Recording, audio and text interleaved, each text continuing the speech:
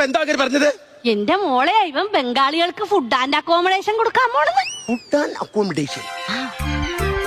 Food എനിക്കറിയാം, ഞാനിങ്ങനെ പിള്ളേരൊക്കെ പറഞ്ഞ് കേട്ടിട്ടുണ്ട്. ഫുഡ് എന്ന് പറയുമ്പോൾ ആഹാരം, ഈ അക്കോമഡേഷൻ എന്ന് പറയുമ്പം ഇതിലൊഴിക്കുന്ന എന്തെങ്കിലും കറികളാണോ?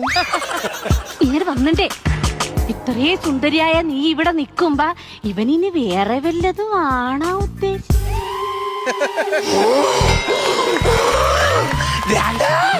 ഞാൻ കോളേജിൽ പഠിക്കുന്ന സമയത്ത് റോഡുകളിലൂടെ നടന്നു പോകുമ്പോ ചെറുപ്പക്കാരന്റെ മുഖത്ത് നോക്കും, പക്ഷെ നോ അക്കോമഡേഷൻ. ഞാൻ ബസ്സിൽ കയറി യാത്ര ചെയ്യും, കണ്ടക്ടർ കാണും, ഡ്രൈവർ കാണും, പക്ഷെ നോ അക്കോമഡേഷൻ. നിങ്ങൾ ജോലിക്ക് പോകോ, പോയിട്ട് തിരിച്ചുവിടെ വന്ന് ആഹാരം കഴിക്കോ, എന്നിട്ട് കിടന്ന് ഉറങ്ങോ, പക്ഷെ നോ അക്കോമഡേഷൻ. എന്റെ കുടുംബത്തില് എന്റെ അച്ഛനുണ്ട്, എന്റെ ആങ്ങളമാരുണ്ട്, എല്ലാവരും ജോലിക്ക് പോകും, തിരിച്ചു വരും, പക്ഷേ നോ അക്കോമഡേഷൻ. എന്നിട്ട് ഇവന്മാരെല്ലാം ജോലിക്ക് പോയിട്ട് വന്നിട്ട് കാട്ടിലാണ് കിടന്നുറങ്ങുന്നത്. മനസ്സിലായില്ല?